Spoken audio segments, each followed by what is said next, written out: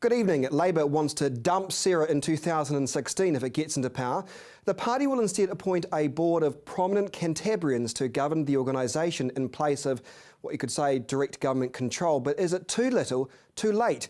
Labor's earthquake recovery spokeswoman Ruth Dyson joins me, and Lynched starts right now.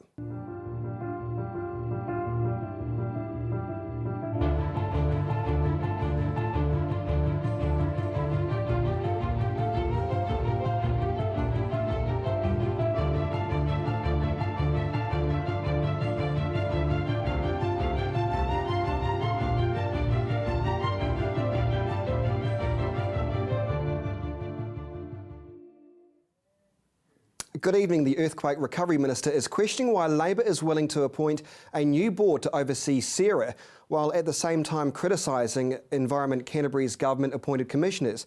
And it's fair to say this city is becoming the country's biggest political football. Now, we did invite Nationals candidate for the Port Hills to join this discussion, but he declined CDV's request. Labor's Ruth Dyson joins me, and good evening to you. Good evening. First question, let's discuss Labor's policy of last week, basically getting rid of Sarah completely by the 2016. It does seem too little too late, particularly when we're starting to see some progress in the city. So the special powers of Sarah and the legislation expire in 2016.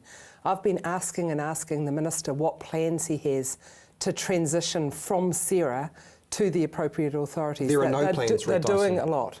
That's right, there are no plans at all. So what we're going to do is appoint a board and say your job is to prepare a transition plan so that when Sarah finishes in 2016, there's a smooth move from what they're doing onto local authorities. It might be city councils, might be the district health board, it might be other government departments or agencies, but you can't just suddenly have the legislation finish, Sarah stop, and nobody's there to pick up the ball. You see, one good question, why do we need another layer of bureaucracy? Why do we need more board members to try and oversee this transition? What is wrong with somebody like Roger Sutton saying, here's the plan, we're getting out of Christchurch by 2016. Why do we need prominent Cantabrians to do this for us? I think a small board of really focused people would add value to the process. It's a big job. Sarah have taken on huge responsibility, some more than I think they should have, but leaving that aside, I think it would make for a much smoother transition.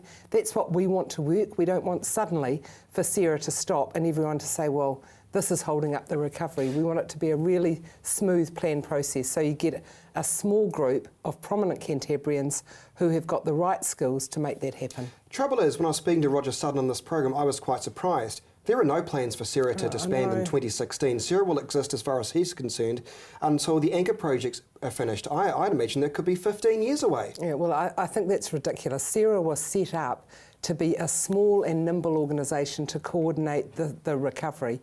I don't think that we should have 300 people in a brand new government department, and I think behaving in a way that's often an obstacle to recovery. There's a lot of confusion about whose decision is what, who does what. Is that because there are simply too many people there? Are there just too many people in Sarah, though? Is that the problem? No, I don't think we need an additional organisation. I think we should plan for the finish of Sarah. This isn't dumping them in advance. This isn't a rush to get rid of them.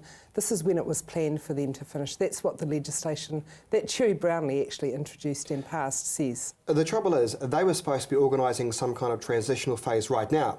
They're supposed to have a plan in place. There is nothing so far. And so the election's in 68 days. Then if Labor leads the government, we'll immediately appoint a board, and their sole task really will be to prepare that transition plan. We want the end of Sarah and the start of the next stage of the recovery to be smooth. I'll tell you what concerns me though, Ruth Dyson, with the greatest respect. I went round in my car the other day looking at all the construction going on. There is plenty of construction going on in Christchurch now, thank God. Yeah, heavens, you're absolutely right. So I get worried then. Are you jumping the gun? Is Labor jumping the gun by trying to get rid of an organisation that may actually be starting to do something? I think the private sector is doing heaps in Christchurch, and that's really good. I'm sure that the individual staff in Sarah are doing lots of things as well. Their role was for a set time. They were due to finish in 2016. What I'm saying is that there must be a plan so that they don't suddenly stop and nothing is ready to take its place. The thing is though, if there are 300 staff inside Sarah right now, why can't they create a board of people inside that own organisation? And who are these prominent Cantabs that Labor talks about? And we'll announce them when we've made those decisions after the election, but people with the right skills to be able to govern CERA. They don't have a governance structure at all at the moment. You see, the devil's in the detail though, Ruth Dyson. They're a government prominent department. Cantabrians. Who are we talking about here? Who's prominent in this city? How about we do a deal? If we win the election, I'll break the names of that board on Lynched. Are you trying to butter me up because you don't really know, do you?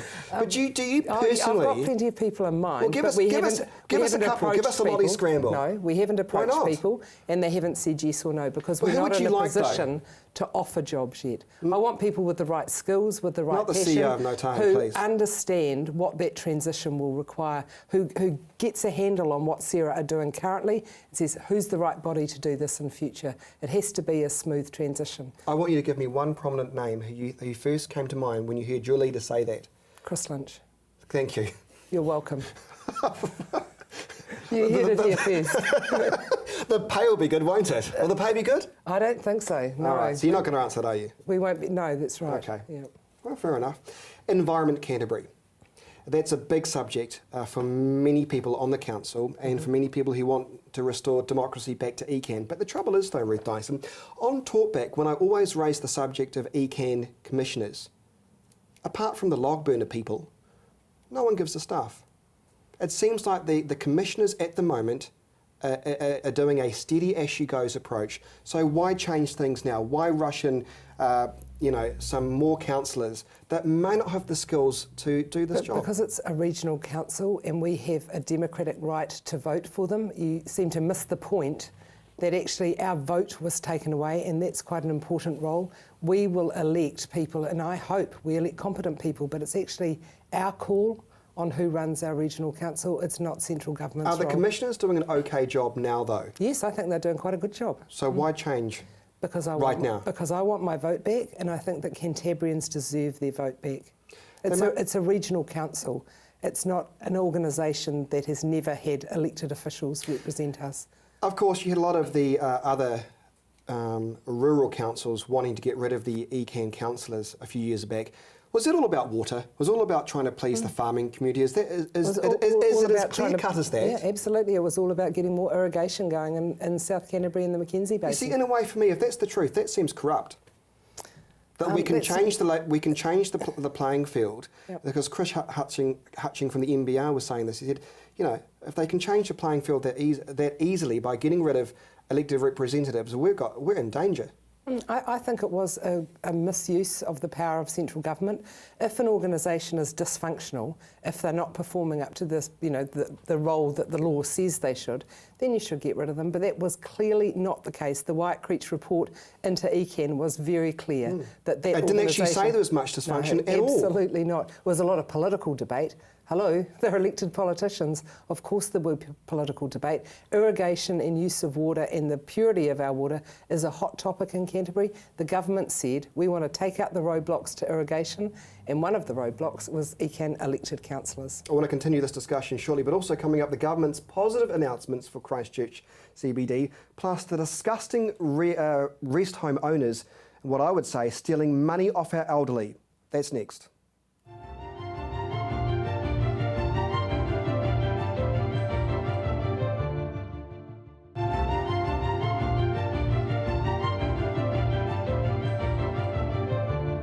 Welcome back to Lynched on CTV. Labour's earthquake recovery spokeswoman Ruth Dyson is my guest. Ruth, the government made an announcement last week, 1,000 new workers back into central Christchurch, but I couldn't quite work it out because it was not a new statement. I think the new bit is maybe they signed it off or they actually announced the agencies that might be involved. Nevertheless, though, it's a step in the right direction, isn't it? I think it's great. I think it's really good. Remember when the CBD first emptied, and a lot of the government departments and agencies took long-term leases. At the time, Labor MPs here said, can you take short-term leases? You will be going back to the CBD, won't you? Because there is a really strong leadership role that central government can play by saying, here's the government departments, you can follow us. I think it's great news. They're almost fixing the artificial. It's been announced a few times now, so there's still only 1,000 workers going back in. We've got a long way to go because we had about 50,000 working or living in inner city Christchurch is what I was told. In a way, though, we can all talk about this donut effect. The government is essentially trying to stop that artificially, aren't they, by bringing in their own agencies. But still, there's a lot of development going down Cambridge Terrace Road. There's a lot of development going down Durran Street. Still, that centre point, there ain't much happening. Is that still a concern for you and Labour? It is, and of course some of that is about insurance wrangles. Some of it is because the property owners have just said this is all too hard and they're leaving, and others will come in. You know, I'm certainly, every time I see a new building, I get really excited. I think it's great. So do I. Isn't it bizarre? Who would have thought getting excited about seeing a bit of our construction going up? But I actually get excited. There's a big machine that's on the site next to my office where a building has been down since late February in 2011. And this machine vibrates. It's but it's putting in foundations, and I don't care how much of the vibration is. They're not trying to demolish your office, are they? I don't think they're trying to demolish my office. Not Jerry Brownie in the digger, is it? Trying to have a crack at your office. It is really exciting. There's another new development going on. So just in terms of the government departments going back in, the two things that worry me is, first of all, what level of rent they're paying. I think it's quite high rent that they're paying, and that's, government departments shouldn't be paying exorbitant rent. But the second thing is that the government departments are not being compensated by central government for the cost of breaking their leases or for the cost of moving and the ongoing increase in rental. So that means that our government departments and agencies in Canterbury are actually bearing the cost locally of that move back into the CBD. But surely if the government is spearheading this, they don't want the agencies to go broke or go over their budgets, they're still going to help them out, wouldn't they? No, they've said they're not. They're not putting any additional money in. So how are they supposed to survive? They'll have to cut some things, which I think is really frustrating. It's great to get rid that of they're the pot back in the plants at CBD. reception or what? I don't know what they'll cut. Well, they can get rid of the pot plants at reception. Yeah, well, maybe. I don't know how much that'll cost. We'll save. Does the donut effect still exist in Christchurch? Will it still exist for a long time? We've got Lincoln Road going gangbusters. We've got other areas in Addington going really, really well. Well, property developers are still saying it's hard to move back into the CBD because of the rent. Insurance costs and rental costs. So what would Labour do then to fix that issue? Because at the moment there does seem to be a major concern that rent is too expensive, the land's too expensive. What would Labour do? Well, the first thing is to put more accommodation in the CBD. That will help in terms of the number of people there and obviously in terms of the overall housing crisis. So we're committed to a substantial build of residential accommodation but in the please CBD. Don't tell me you want to put up little boxes though. No, absolutely. Sustainable glass houses, boxes, rubbish, urban villages, don't even talk to me about that. Nice, stylish places that we'll be really proud of. We want a Christchurch that we can show 2 metres by 2 metres to the rest though. of the world. No, this is not a little Japanese hotel we're building. There's plenty of those in Auckland. Yes, there are actually. Yeah. So no, we're not going to build anything other than high quality stuff that we'll be really proud of. I want to continue with this subject on the CBD because we do need housing though. What are your thoughts though on restricting the land supply though? Because at the moment there seems to be a great school of thought that why don't we just open up more land around Christchurch? That will really give those who need housing a bit of a boost. The council seems to be hell bent on making sure the land is restricted, so then the price in the middle goes up. That's not a good thing. There is a bit of a push for that, I know, and that tension is really hard to resolve. I'm a fan of the urban development strategy. I think we should stick within the limits that they talked about. That was a big piece of work that was done prior to the quakes, and I think we should just go along those lines. So there is a tension, there is a possibility that in some areas the cost of land will go up more than we think was good, but I don't think we should just start having urban sprawl. I think that's really risky. Why? Because for the cost of services, for the cost of commuting, for Make public the developers transport, pay for it. they don't pay for it longer term. People have to live and work and play somewhere, and urban sprawl doesn't deliver a good quality for any of that. I want to now talk about the disgusting owners of former rest villages, if you want to call them that. Of course, the Select Committee last week said, well, we'd love to be able to give those former residents more money, but they can't. We're talking about when the earthquake happened, it was red zone, the government gave the rest home owners the money, full payout, the residents didn't get much back because the rest home owners would clip the ticket for management fees, we'll take 30%, thank you very much. That's left many elderly people in this city living in a lot more smaller complexes than ever before. That to me seems disgusting, that seems wrong, we should be looking after elderly people. What can we do about that now? Because the Select Committee hearing has come back and said, we're not doing it. We feel your pain, but I find that reprehensible. And I don't care who's in power, but I feel it's wrong. I'm really angry, actually, that the Select Committee majority, the National Party members, actually came to that decision. That petition, Leanne Dalzell actually put the petition on behalf of the former Kate Shepherd Retirement Village residents. It just asked the government to come to the party with a small amount of money for the residents who have been displaced. Over 2 years. That's just been languishing at the Select Committee. And then those who haven't been displaced now have to move into even smaller apartments. These are people who should be, they're in their prime of their life. They should be living in the best possible complexes, not having to downsize because Mr. Greedy rest home owner decides to clip the ticket just because he can. That seems wrong. Now, I know it's not illegal, but for me that seems morally bankrupt. I think it's awful that an elderly person have put their life savings into a retirement village unit. That's all their money tied up in that. And then through no fault of their own, they didn't cause the quakes, they didn't do something bad, they have to move out. And they end up not just in the situation that you were talking about, which is bad enough, where they have to live in a really, not nice place, but some of them are renting. That means all their life savings will now go on rental. They'll have no assets at all. So because the Select Committee said no, what else can happen then? Well, the Select Committee said no by a majority, not unanimously. So the opposition members, the Labour, New Zealand First and Greens, all said this is wrong. We should fix it. If there's a change in government, it will be fixed. If National leads the next government, it won't be fixed. That's the cold, hard truth of it. We're going to take a break. When we return, we'll discuss the housing crisis in Christchurch, plus the council's fat. Is there too much fat? Can we get rid of it? That's next.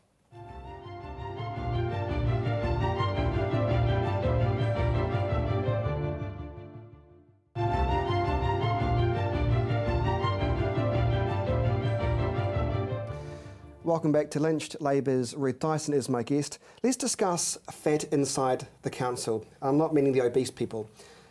There is too much fat, and I point to the fact that council staff told the New Brighton Community Board, or Pegasus Billwood Community Board, well, we know you want your saltwater pools, but let's just do a feasibility study. That's going to cost $90,000. Now, a lot of that money is going towards community engagement. How much bloody community engagement do we need? New Brighton, in fact, a lot of people in Christchurch think it's a great idea. Just use that money and start building the foundations. I was really surprised to hear that it would cost $90,000. If most of it's going on community consultation, it's a waste of money. We have done the talking on these points. So if it's for other things, like getting... so I heard some comment about international water facilities experts. If they've got some really good ideas about what works, what doesn't, let's hear from them. Yeah, I think $90,000. I think they're going to engage some Australian company because Australia's got water parks. Yeah, I understand that. But really, if we're going through such tough times at the council and they're cutting the Christmas tree lights, which is a drop in the ocean really in terms of the scale of our budget, $55,000, yet they're going to spend $90,000 to have a talk fest. It doesn't seem to add up to me. No, the other thing that I was really concerned about was hearing Carleen Edwards, the new Chief Executive, say that every report that goes to Council has been through 15 different people. Whoa, that's quite a lot of people. And 15 different people, and a general small Council report costs on average $5,000. I think there's some efficiency measures to be had there. And she agreed with me. She was being quite measured in her approach. She's only been in the job for, what, 3 weeks? Just 3. I think she's going to be really good. I think her attitude and her openness is a breath of fresh air, frankly. It is refreshing, isn't it? It's but it's early days, though, isn't it? But that's the sort of person she is, so she's not going to change her personality. I just hope that we can all get behind her and help her make the changes that are needed. So do I. I want to discuss National's policy of dangling a $3,000 carrot in front of beneficiaries in Wellington and Auckland saying, go to Christchurch, there are plenty of jobs there.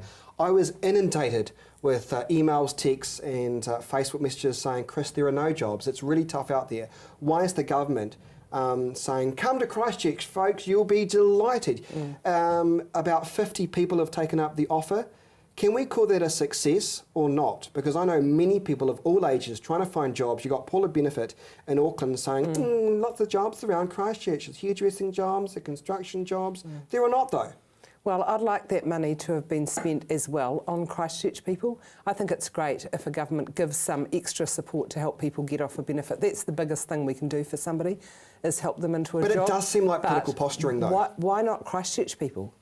if Christchurch people could get a bit of a hand to get a job. We've had a lot of redundancies over the last 3 years, and a lot of people are really struggling to find a job. So that's my first comment. Please help Christchurch people more. But the second thing is, I am not convinced that we've got enough houses to cope with many more people. So 50 more people coming. Paula Bennett did say, well, they're all staying with friends or family.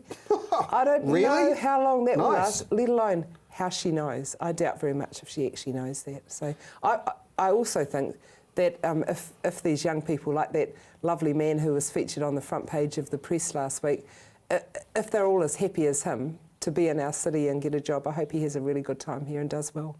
Trouble is, many people told me anonymously when they went to Work and Income New Zealand, they were over 50, they said, I'm trying to get back into the workforce. The Work and Income people told them, and I don't blame them, they're being honest, I think, you're over 50, no jobs in Christchurch, that's the reality. I don't think they were being mean, I think they were being honest and realistic. But we still have a mindset in society, particularly in this country, that if you're over a certain age, it's going to be harder for you to get a job because we can pay little Lucy, who's 19, $2 an hour.